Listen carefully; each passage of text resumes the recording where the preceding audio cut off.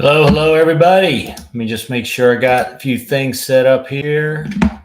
Double checking on stuff. There we go. Okay. Sound check's working. Good to see some faces, names here. Common, a bang. All right. Cool. Peter, Steve, Dave from SoCal. Cool. All right. Dave's checking in.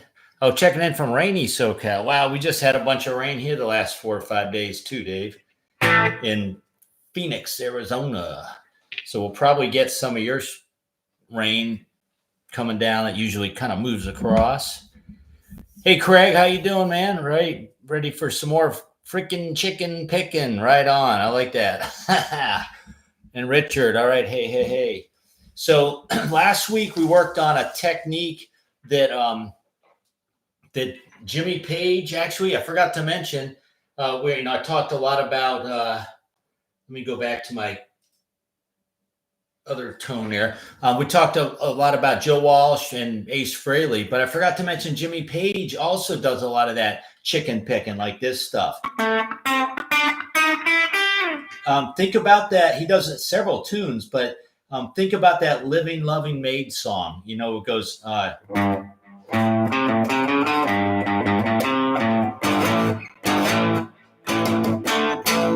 You know how the solo goes.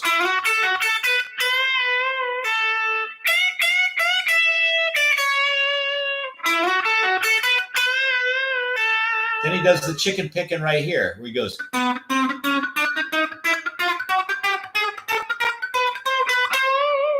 Something to that. I'm not sure if I got the exact start note and end note of the lick, but he does just a chromatic ascending on the G string. And you're doing the same thing we talked about last week, where you got your pick on the third string, doing a downstroke, and you got your middle finger on the third string also, doing a upstroke, but they're both on at the same time. So you start with your downstroke with the pick, and because your finger's on it too, my right hand finger, you get that click, and then your finger plucks it. And just move it up chromatically. It means every single fret.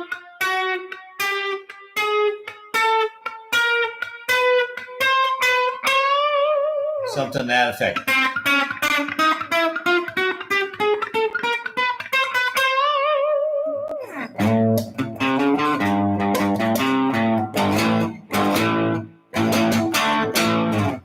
Okay, something to think about. All right, but today we're moving on to week 2 of the chicken picking, and we're going to be doing something a little bit different. This is a little more of what country type of guitar players would do. So I'm going to actually change my tone a little bit here. I'm going to go for a real spanky clean sound. Let me get that going here. Boom. And then turn off the delay. We don't want too much delay on there. Okay, that sounds a little too echoey. I'm going to kill that so just get a little more snappy. And this, I probably should have pulled out my Strat. I don't have a Telecaster, but the Strat and Oratelli would sound great doing what we're going to do today on week 2 of the chicken picking. But I'll just do it on my Les Paul, and still sounds kind of cool. Okay, so we got 2 examples today, not much, but each one's kind of got a lot going on. All right, so let me just kind of read the comments as they're coming in here. David's saying, when you pick first with the pick, do you find yourself muting the left-hand finger, or do you firmly hold the note against the pick and then finger pick? Well, yeah, Dave, you got both fingers on the string together, your fingers under the string, the G, and your picks above it, and they're both touching the string. So it's like you're on it, you're on the string. If my index finger is the string, my pick's above it, and my fingers on the other side of it, and we're kind of like pinching it together. But I do the pick first, I pick through the string, and you don't hear it except for the click because this finger is on the string. All right, and then I pluck the string with my middle finger. See, both pick and finger are on the string.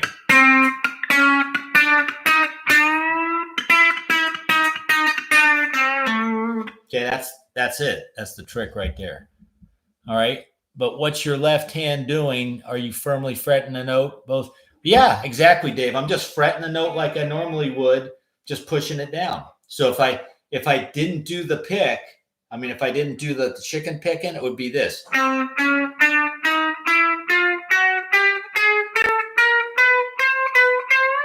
For the Jimmy Page lick, all right? Or just taking one note. It's just that. I'm holding the note, pressing it against the fretboard so it sounds. All the muting is coming from the right hand.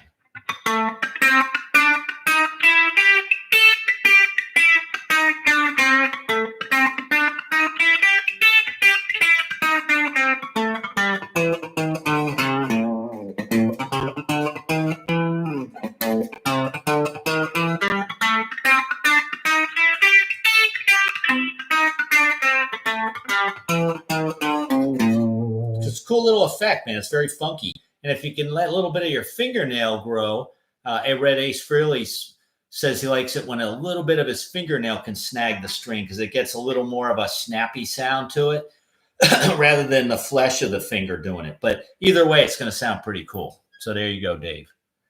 Hope that answers that for you. It's one of those things where you just got to work on it until you get it. So that's that. So today we're going to kind of work on a little more of a country-esque type of chicken picking idea right here. Now, a lot of country players and rock players, they do intervals of 6 a lot, okay?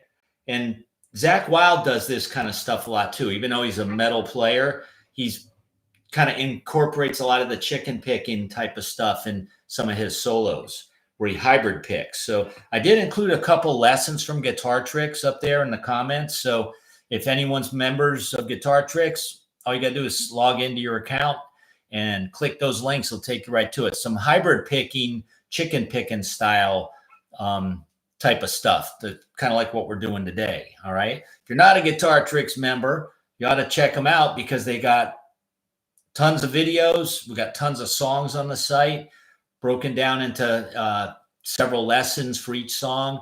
And we got all kinds of stylistic lessons, different techniques like two-hand tapping. I do a bunch of lessons on there on two-hand tapping. We got sweep picking lessons, heavy metal lessons, country, everything. Site covers pretty much everything. We got some really good classical guitar type of lessons and a little bit of jazz stuff too, along with the pop, the rock, and the blues. Of course, blues too. But anyway, these intervals of a sixth are what we're going to focus on today. Now, those are generally going to be played. The easiest way to play them on guitar is when you skip a string. So we're going to focus on the first part of example 1. We'll just kind of work with the top line, the first 4 bars there. Everything's on string 1 and 3. If you're looking at your curriculum, open up the text box underneath your YouTube video and you'll see the area to print that out. Hello, King 50. What's happening, Bill from Northern Nevada? Hey, hey, hey. Okay, so we're on the 3rd and 1st string. So what you're going to do is use your middle finger. Just before we even play any of this, everybody, put your middle finger on the 3rd string. And as we're working our way down the fretboard,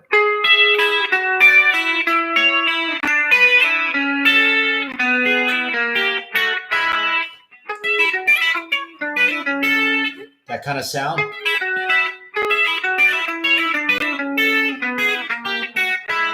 Okay, my middle finger never comes off the 3rd string. It stays on the whole time. The only thing I do alternate between is my index on the 1st string or my 3rd finger on the 1st string.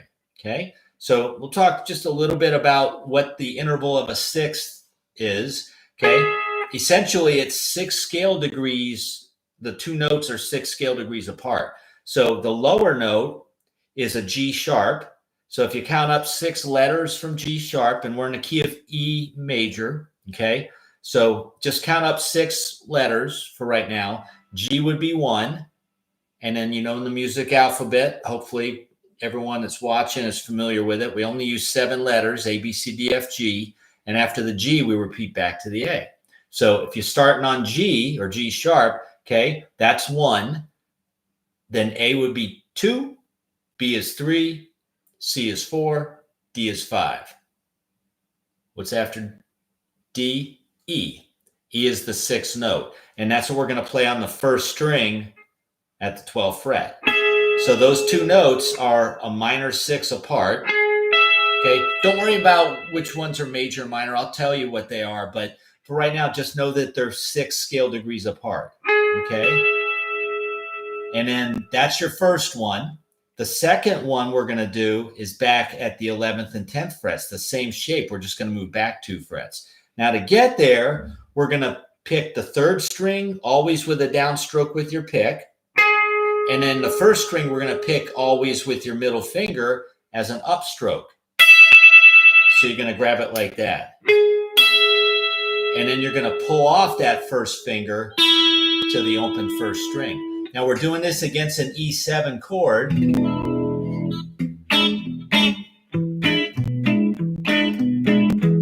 Okay, we're doing that against E7 chord. So it would sound really cool to pull off to the open E string because that's the root note of the chord we're playing. Okay.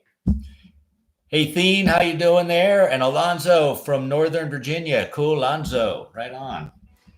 All right, so we got major or a minor 6 right there. We're going to pick the third string with a downstroke. And then the first string, you're going to grab that with your middle finger and pluck that with an upstroke. The fingers will always go upwards, okay?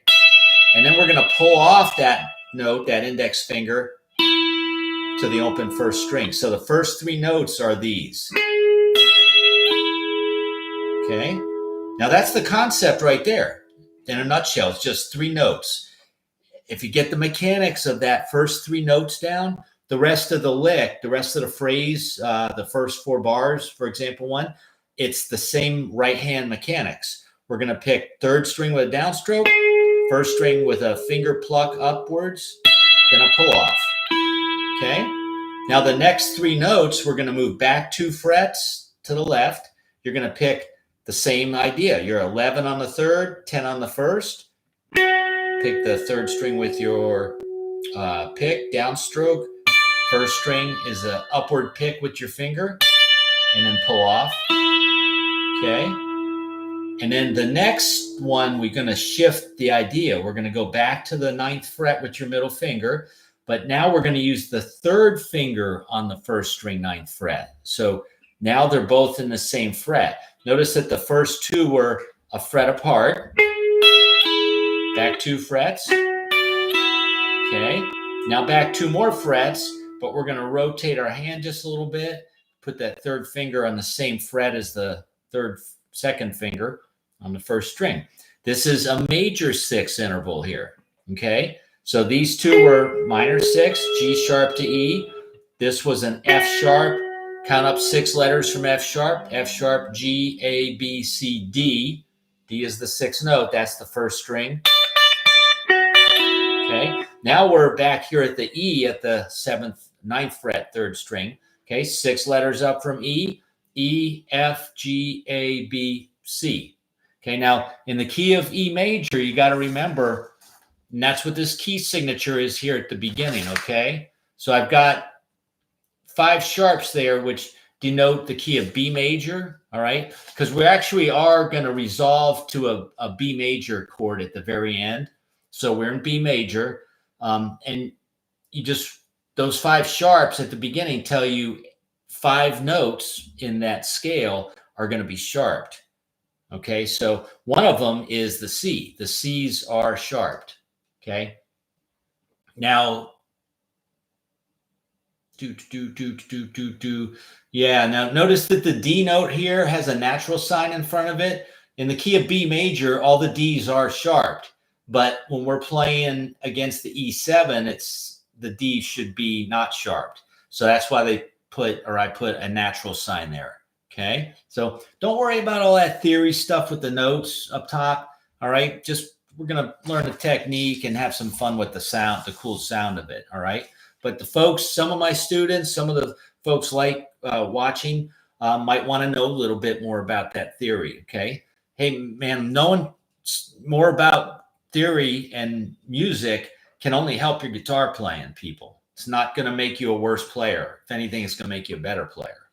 Okay. But don't feel you got to get all that down now. Just kind of learn a little bit. Today's takeaway, aside from learning these cool little country chicken picking licks, is we're doing intervals of sixths, okay, which I'll play some examples that aren't here soon. We've heard plenty before, and I'll give you a few in a minute. But okay, so this right here is an E to a C sharp. That's a major six interval. So we're going to pick that the same way. Downstroke on the third string. Finger plucks the first string, and then pull off your third finger. Okay. And then the next one is the 7th fret. So you move back 2 more frets. We're going to do both in the 7th fret, third string and first string. Okay, that low note is a D note. What's 6 letters up from D? Count. D, E, F, G, A, B. B is the 6th note. Okay, that's that first string. Okay, now the first 2 intervals we did are minor sixes.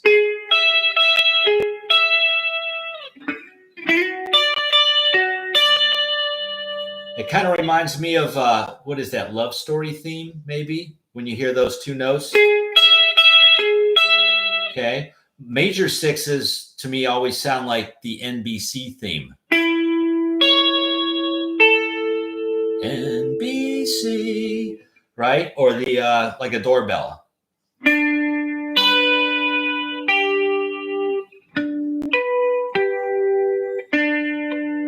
Okay, the first 2 notes of that theme, that NBC theme, are a major 6.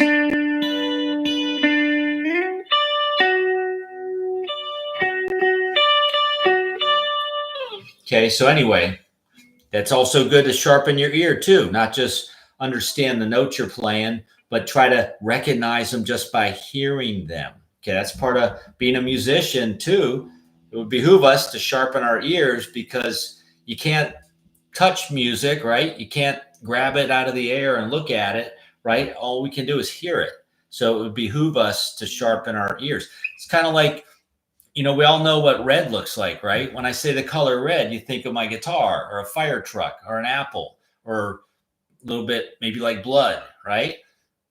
But think about this. If we could train our ears to recognize what major chords sound like and minor chords and these different intervals, what major 6 sound like and minor 6s, it can be done. That's called relative pitch, all right?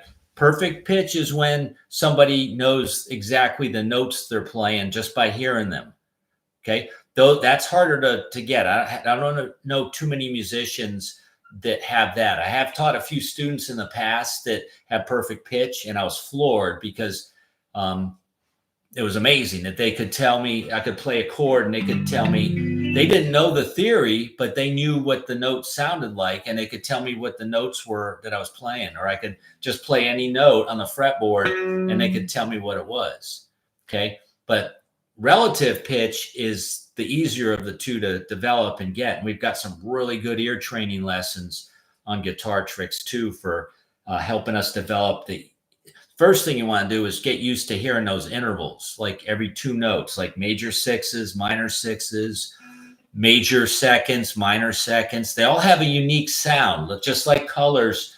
Blue looks like blue. It looks, obviously you can see, and without having to see it, that blue is its color compared to like red or yellow. Okay. They're all completely different. You know what they are. You recognize them just in your mind without having to see them, because we've seen them enough. So if we could sharpen our ears to be able to recognize the sounds we're hearing a little better than just being a parrot and playing songs we learn on YouTube, right?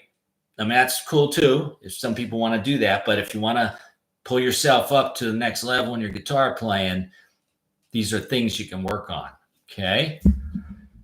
So David's saying, question in from the comments, there's fewer half steps between the 2 notes with the minor 6 than the major 6. Yes, there's just 1 half step difference, Dave. A major 6, they're both in the same fret when we're on the 3rd and 1st string. And a minor 6, the high note goes back a half step. See, it sounds a little darker. Okay. Okay, so those are the first 4 that we've got. Okay, And then the very last next one in bar 2 is the 6 and 5. We're going to go back to a minor 6 interval, but we're not going to pull off. We're just going to camp out there. So the first 2 bars goes. Okay. Now you might think, well, why can't I just pick that? And you could. If you're going to do that, you should probably pick down on the 3rd and up on the 1st string. Okay. But let's listen what that sounds like for a sec. Okay. To my ear, when I hear the note being plucked with the finger, it sounds a little more snappy and poppy.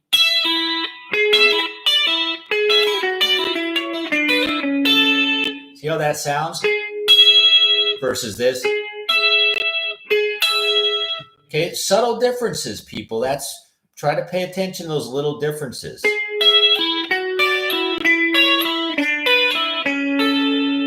Okay, so that's, if we're going to try to have this sound, that's part of what Brad Paisley sounds so rad on guitar, and some of these other players, Albert Lee, because they chicken pick. They're really good at getting them fingers to pop the strings. And kind of what we're doing, it's sort of like the way a bass player, the way they slap and they pluck, they yank the string out. They're plucking the string out and then letting it go, kind of like a rubber band, and it slaps back against the fretboard, the frets. That's what we're doing with our finger when we pick those high notes. So you're plucking the string out kind of slightly violently, okay? And then you're letting it go and it's snapping back against the fretboard. That's where you're getting that poppy, snappy sound.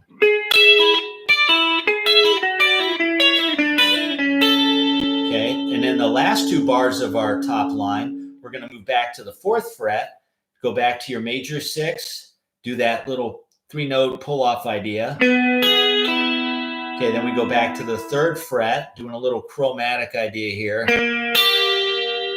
And then move back another fret to the 2nd, play both at the same time. And then the final bar up on the top line is just your 1st finger on the 1st fret, 3rd string, open 1st. So the last 2 bars goes. So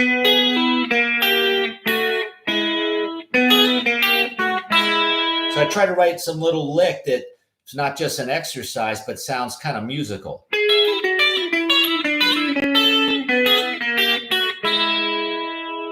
See how it kind of resolves? We start on E up here. These 2 notes are in your E chord, your E7.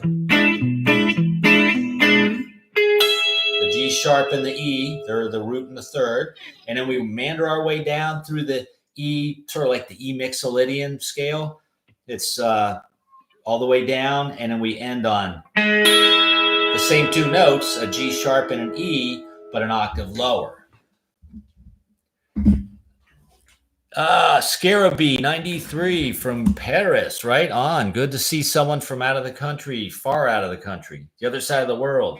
I know we got Peter from Australia too. That's kind of all over the world. One side of the other side of the world, and Paris is on our towards the east of us.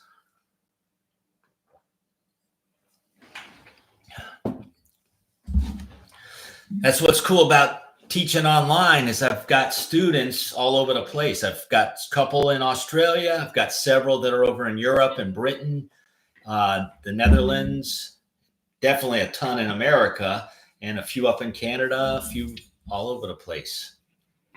And it's cool, man. Music and guitar playing is worldwide. It's a fun instrument to play, and as you get better, it gets even more fun. So if anyone's just kind of starting out or kind of a novice here, just stick with it and just enjoy the ride. There's always, don't be scared by all the information you see out there and that I talk about and some of the other instructors talk about.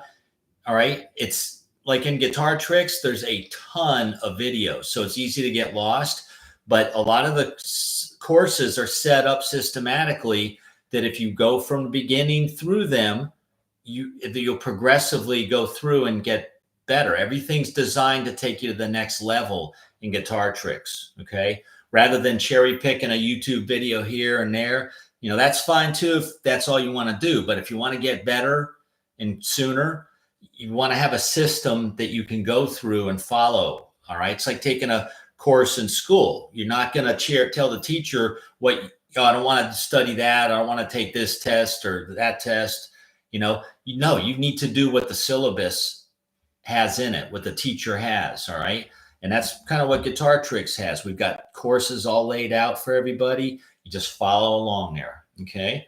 And what I'm doing here is just giving you a little extra stuff to kind of make you think about it. And if you want to go deeper in any of the topics I talk about, I post a few links from Guitar Tricks in our chat window there. And they got a ton more on the site. There's a lot more on chicken picking and hybrid picking on the site than just a couple that I'm posting here, okay?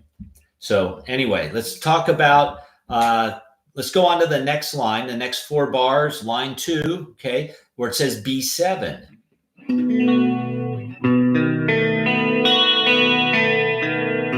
Okay, it's actually going to be the same everything, same frets, same technique, same fingers, except we're going to be on strings 4 and 2 instead of 3 and 1. So 3 and 1, we were doing this.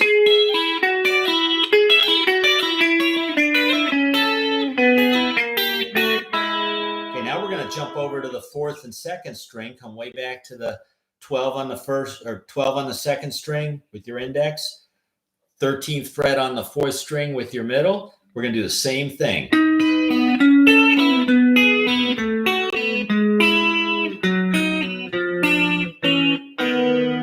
Okay.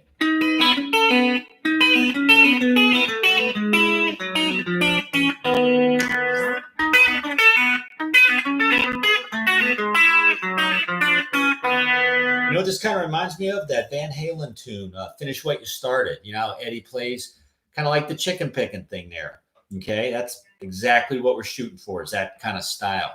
Now, intervals of a 6, everybody. You think about that Bon Jovi song, Wanna Dead or Alive.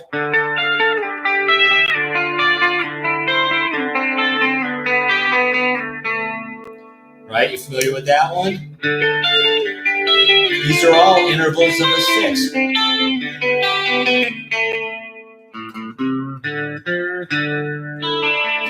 Okay, then we go into some other parts, but that's not 6s anymore. Those are just some other part of the tune. But that whole intro Richie Sambora does, those are intervals of major and minor 6s in the key of D minor. How about Let It Be? You know how Let It Be, you got the... It's done on piano.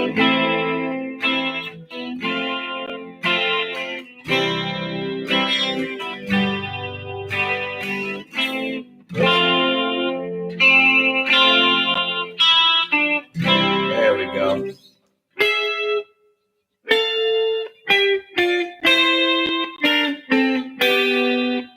You know, right before the guitar solo, you hear the organ do that.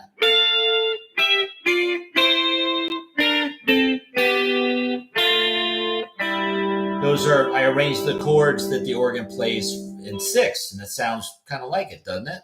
All right, we got that song on Guitar Tricks too. Anders, one of our instructors, Anders, does a really smoking hot job of teaching that.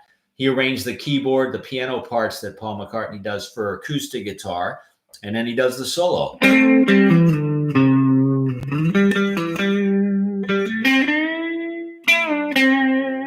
Etc. Okay, it's a pretty cool little tune. Check it out if you're into that one. And then again in the blues does intervals of a 6 a lot when they do turnarounds, like in A.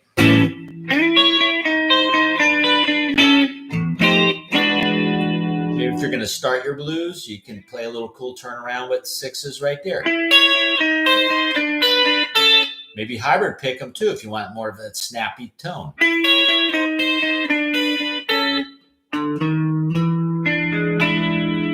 Okay, so there we go on that. So we got, let's jump back to our example 1 there so we can finish it up, and we'll need to talk about example 2 today too.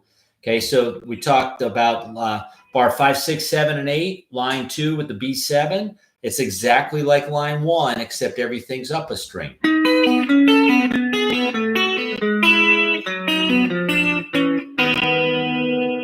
next line, we got an F sharp 7 we're going to outline.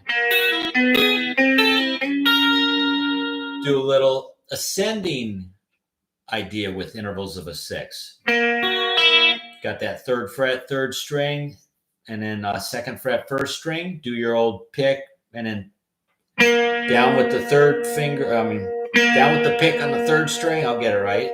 And then upstroke with your finger on the 1st string, pull off. Then go up to the 4th frets on the 3rd and 1st string, same idea. Then move up chromatically to the 5th fret, same thing. And then up one more step, half step chromatically to the 6th fret, and vibrato.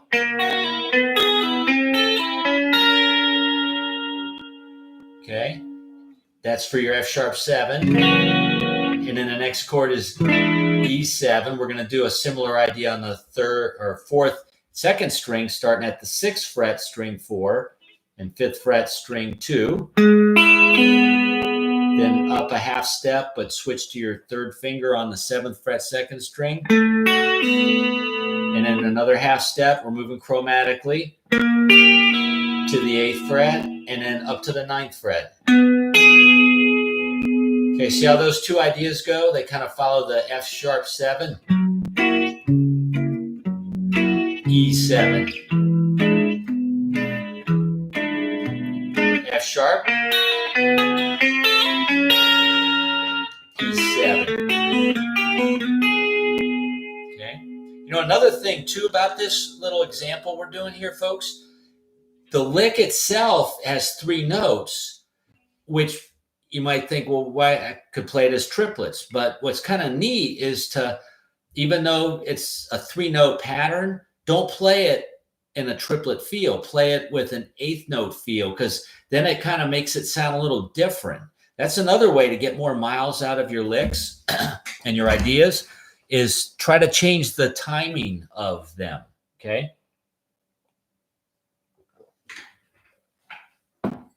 So instead of playing a 3-note pattern in 3s, try to play it in 2s or 4s, all right? And conversely, if you got like a 4-note lick, instead of playing it as 16th notes or 8th notes, try to play it as triplets, okay? It's really kind of a neat trick to do, and you got to work it with the metronome, and it's a neat way of getting more miles out of your licks and helping them, making them not sound so predictable all the time, okay? So something to think about there. Yep. Okay. All right. So we got the 3rd line. That's bar 9, 10, 11, 12. Now let's jump down and do the final line, everybody. Bar 13, 14, 15, 16. It's got the B7 chord. Now that actually is exactly like line 2.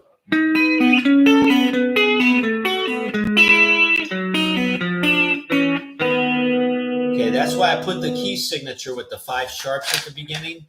Because 5 sharps is the key of B major, because when I'm playing this lick, it sort of sounds like the whole piece ends after the 16 bars. It sort of sounds like it ends on it sort of sounds like it resolves on the B7. Okay, so let me go ahead and play it from the top, and you'll hear what I'm talking about. And then there is a repeat sign, so let me see if I can knock it out twice for you. Okay, 2, 3, 4.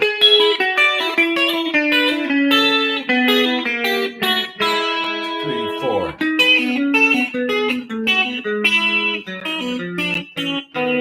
3, 4.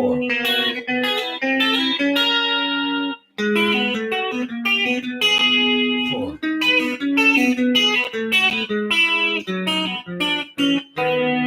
Yeah, let's try it again.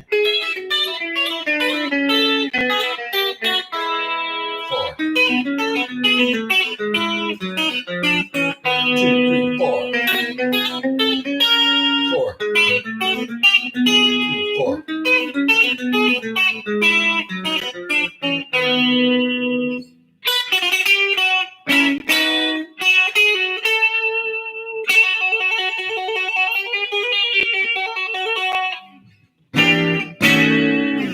Okay, so you can hear how it resolved to the B. So that's why I put the key signature for B there.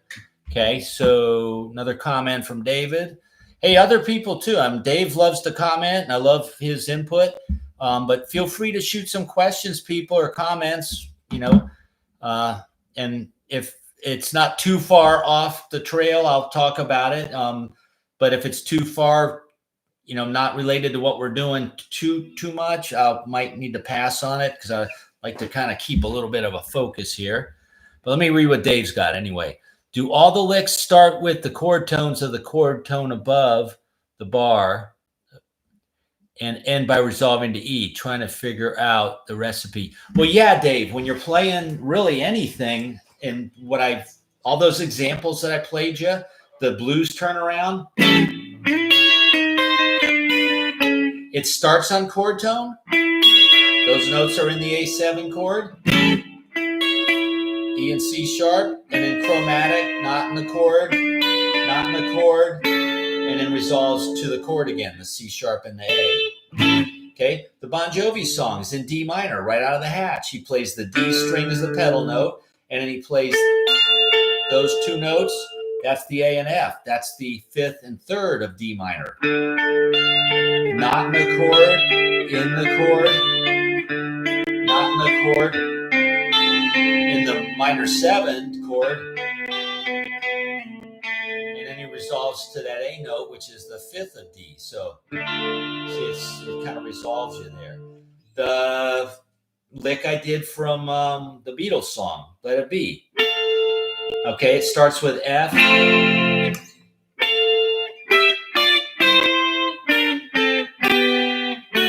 Ay, ay, ay. And then it ends on C, so it starts on that. Da, da, da, da.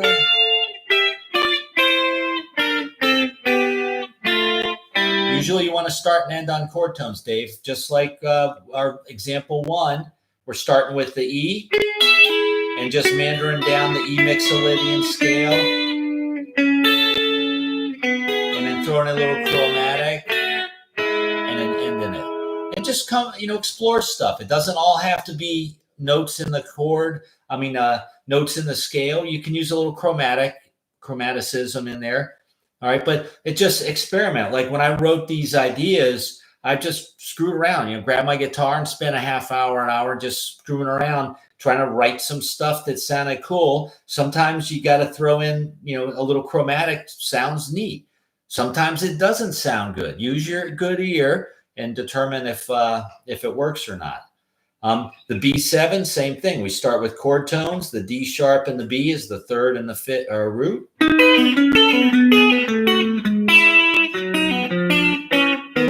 Ends with the same thing, the third and the root of B7. Okay, F sharp 7.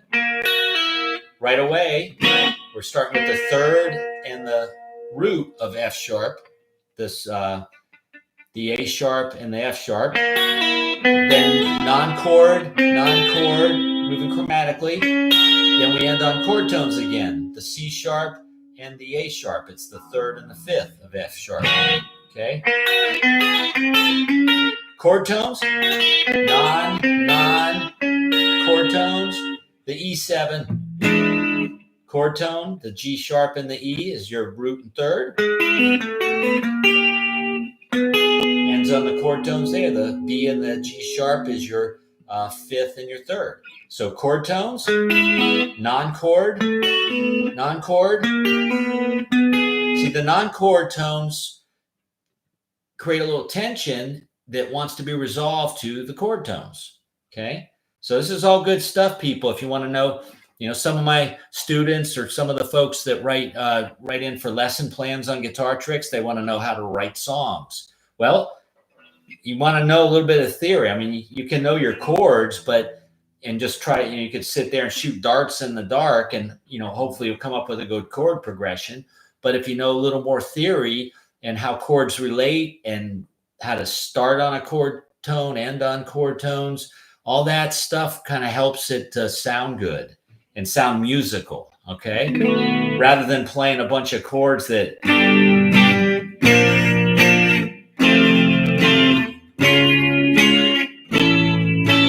have no relationship together. It doesn't sound that musical. You could force it, maybe you listen to some grunge rock or some punk bands, and you hear stuff like that, and you might like the sound of it, or even some metal bands where they just kind of play a bunch of chords that absolutely don't fit together. But you play with enough attitude and whatnot, and maybe you could sell it. But generally, if you know some musical fundamentals, it can certainly help to go a long way, because all the really good composers, the classical players, even the jazz stuff that to some people it sounds like out in Mars, it's just like really kind of weird choices of notes. But there's definitely a logic to the jazz stuff too. It's just a higher level. It's way more advanced. It's kind of like we're down here doing, add, subtract, multiply, and divide, but then the jazz players are up here doing geometry and physics, with their stuff. Same with the classical composers. They're taking the general theory, but pushing it to the limit and, getting real creative and tasteful with it. Cool. All right, Dave's saying I was off in the weeds. They start and end with chord tones from the same chord. Yep, exactly, Dave. Yep. So the F sharp 7 chord tone, non chord tone, E7 chord tones, non chord tone, and then back to the B7 chord tones, non.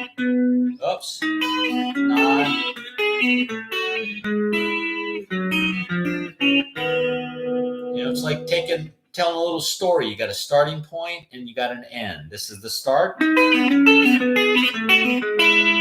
Little pause, intermission right in there, but then return. And you get the ending. Cool. All right, so let's jump down and talk about example 2. All right, this one's a lot shorter, folks, but it's got a different type of technique we're going to do here. We're still going to be picking with the pick, but we're going to alternate pick something. We're going to play 3 notes kind of quickly on the 3rd string. We're going to go 11, 12, 13. And then we're going to grab the 12 on the 1st string with your middle or ring finger. So the idea is to pick it.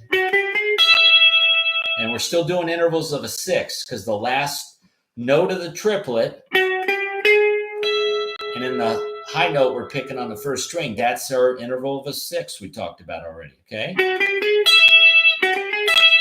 And you want to try to get a little quick, speedy down, up, down.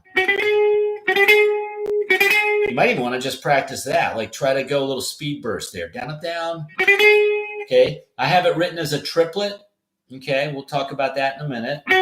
But just for right now, just try to get that, where you're doing 1, 2, 3. And again, we're doing a little chromatic row right there. So playing 3 notes in a row, but it resolves to what we're trying to get, the E7.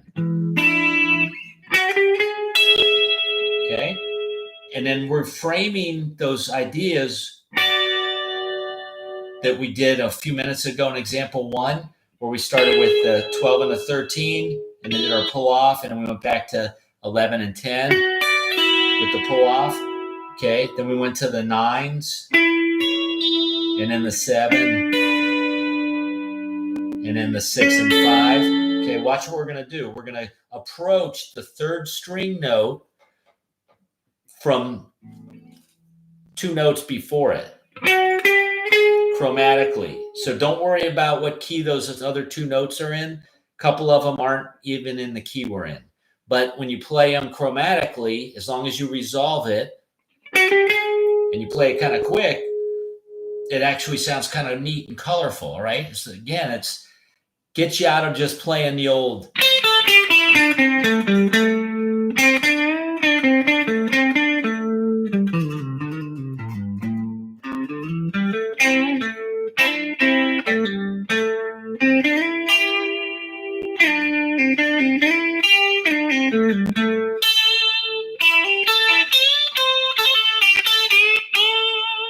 So all that's fine and dandy, just pentatonic, but it's only 5 notes, and it's been done so much. So adding in a little chromaticism, it kind of gives you a little color and more tools in your tool belt, people. Okay. Craig's saying I missed how to pick the second 12.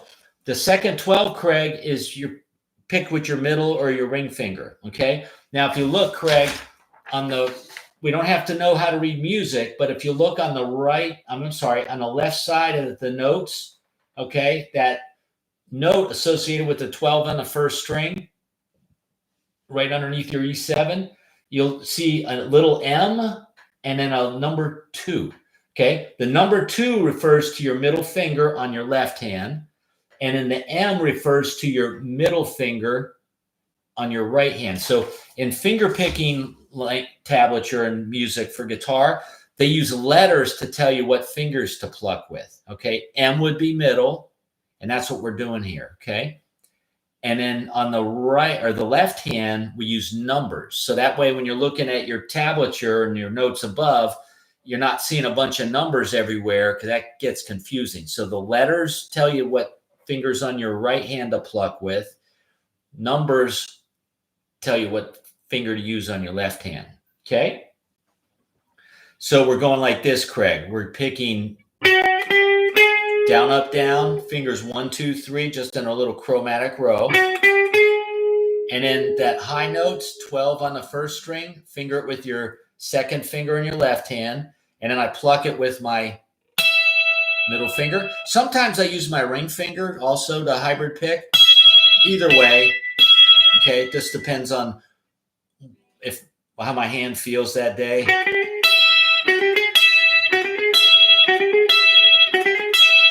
Okay, they both sound pretty snappy, so I'll let you decide what you want to use. But the tablature clearly does say use your middle finger. Hear that, Craig? So you want to get that sound. Isn't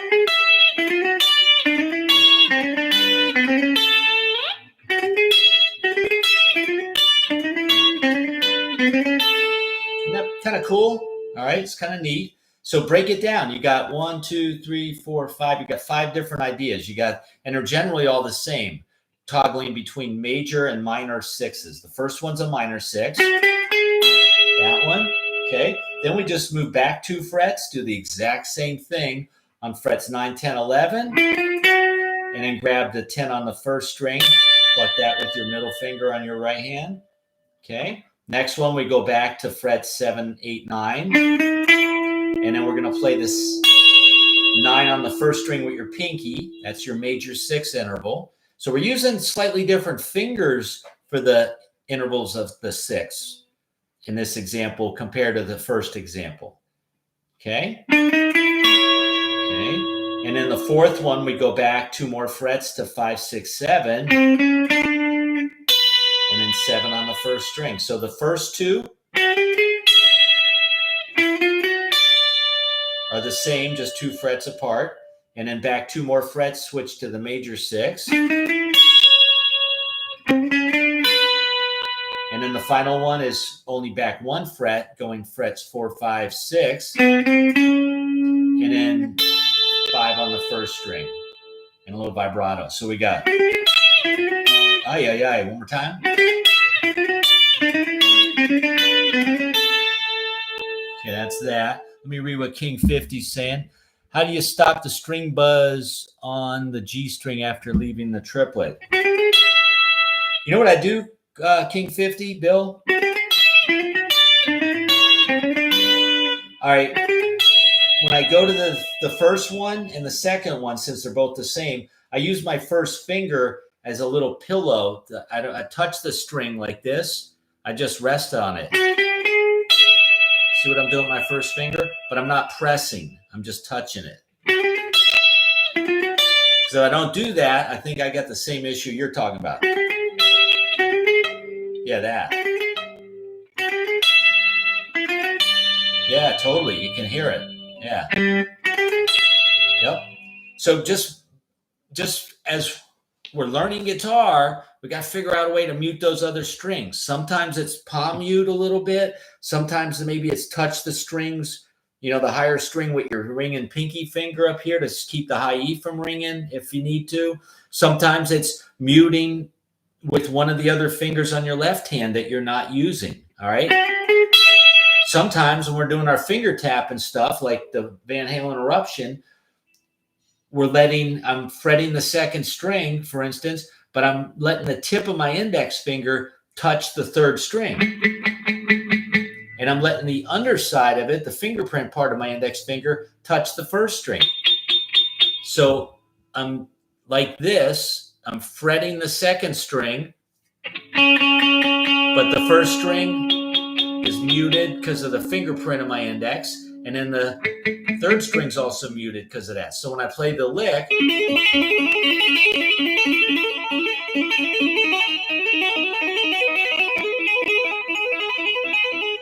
okay, it sounds clean.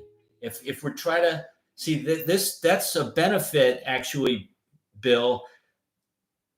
Some students say, "Oh, I can't do my chords; my fingers are too fat." Well, you got to work on that, all right? But having the bigger fingertips is actually a blessing for when we start doing lead guitar work, because you want to mute or touch those neighboring strings so they don't ring, okay?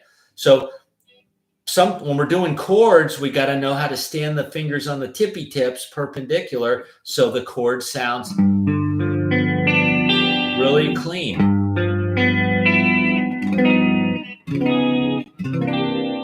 So all the notes sound really good that need to sound good, all right? But like when I do that ninth chord, I always let the tip of my middle finger touch the sixth string, so it's not ringing in, like sounding really cruddy in the background, all right? So it's actually a good thing to use when we're doing lead guitar work, to use a finger that you're not using. Usually for me, often it's the first finger. See, I use it as the damper, Bill. Like that. Okay, then back 2 frets. Okay, then when I go to the next one, see, when I do the pinky, I just keep my third finger touching the third string, but I release the pressure, so it's not, because it sounds kind of nice when they don't ring together, although that could be kind of neat too.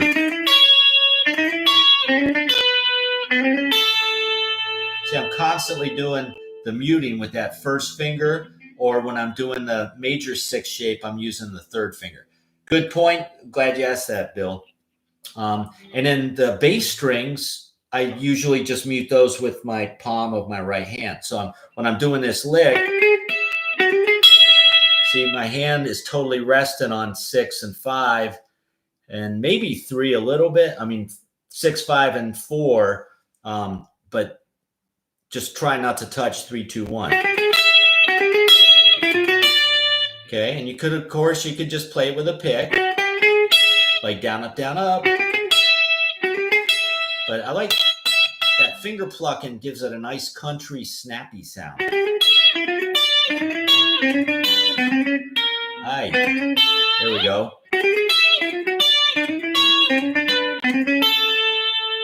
Cool. And Dave's saying, a little off topic, curious if you ever dove deeply into Chet Atkins or Roy Clark during your studies. Oh, those guys are also great finger pickers. You know, Chet Atkins got the Travis picking down, and Roy Clark is really amazing, freaking amazing. Yeah, I did steal from Roy Clark. He is, if you ever see some like videos of him doing Malagueña, he's smoking hot on it. In fact, he was guest appeared on The Odd Couple, one of those sitcoms from the 70s with Felix and Oscar, right? But Roy Clark was on there one time, and they asked him to play a little Beethoven or Bach music for him. I think Felix did. And he didn't play that, but he played Malagueña, and he was just kicked butt on it. But one thing I stole from him in Malagueña, and I do this whenever I do the Spanish guitar playing, when I do Malagueña, he's taken the melody for it.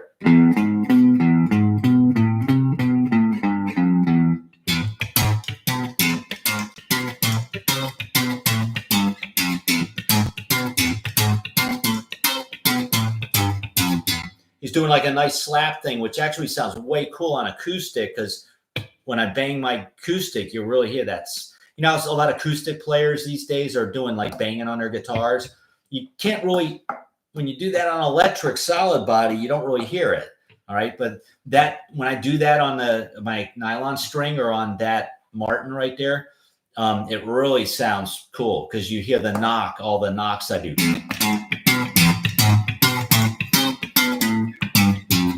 Okay. Yeah. But anyway, that's, you kind of borrow, learn, steal from a little bit of everybody, people, and just make it your own style. Okay, cool. Yeah, King 50, Bill's saying, thanks, Dave. Good info. However, easier said than done. Yeah, it's just practice, Bill. Just stick with it. So let me finish up. We got a few more minutes here, and we're almost done. So what I just played you for example 2 was this.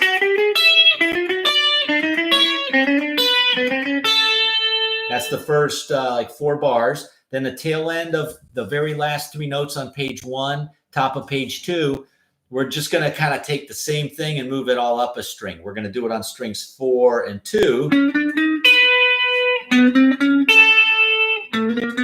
me make sure I'm playing it correctly.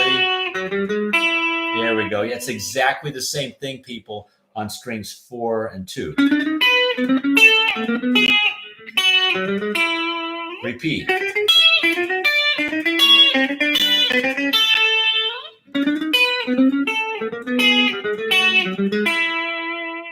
And then the last one, we can just end on that 5 because that's your E.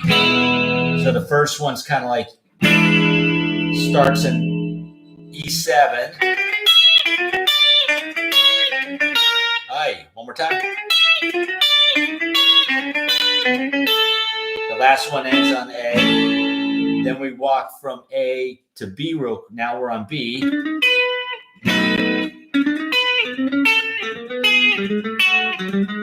Back to E.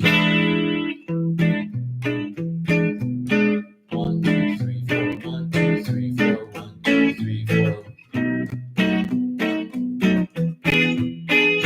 3, 4. 1, 2, 3, 4. 1, 2, 3, 4. 1, 2, 3, 4. 1, 2, 3, 4. 1, 2.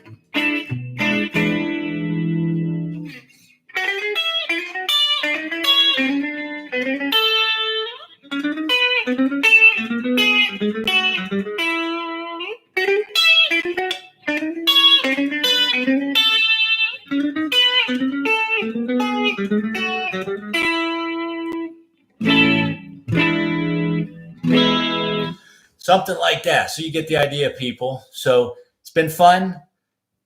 Kenneth D. Hey, D. Yep. Appreciate it, Ken. Enjoying your teaching. Thanks. You're very welcome, Ken. Appreciate you and everyone else showing up here. All right. So you can tell by the title of today's class is Chicken Pickin' Weeks 2 of 3. That means next week we're going to do 3 of 3. So we've got some more cool stuff that sounds kind of country bluegrass-ish coming up next week. So join me. We'll do one more week of this. Then we're going to get into a couple weeks of sweep picking and then a couple weeks of 2-hand tapping stuff. And then we'll be done with the lead guitar series. Remember, we started back with hammer-ons and pull-offs and string skipping and hybrid picking, a few other things like that. So just trying to give everyone some useful ideas to work on for your different techniques in lead guitar, whether you're doing blues, metal, country, or rock stuff. All this can apply across the board. So, I mean, think about Zach Wilde. He's definitely a heavy metal guitar player, but he does country type techniques. All right. So you don't have to play country music to use this stuff. All right. So think about that. Next week, I'll see everybody. Be cool. Stay warm. Keep practicing. Keep those fingers flying. Alonzo, appreciate it. Thanks. King 50. All right, cool. Yep. Yeah, I was kind of under the weather. I had COVID, and I'm doing way better. But that was brutal. But I managed to get through last week. Appreciate everyone hanging with me in there. I was definitely not feeling too good, but appreciate it, everyone. Alonzo, thank you. See everyone next week. Craig, King 50. All right, cool. Everyone be good. We'll see you next week, or I'll see some of you in the private one-on-one lessons. All right, peace, everyone. Keep practicing. Keep those fingers flying. See ya. Bye.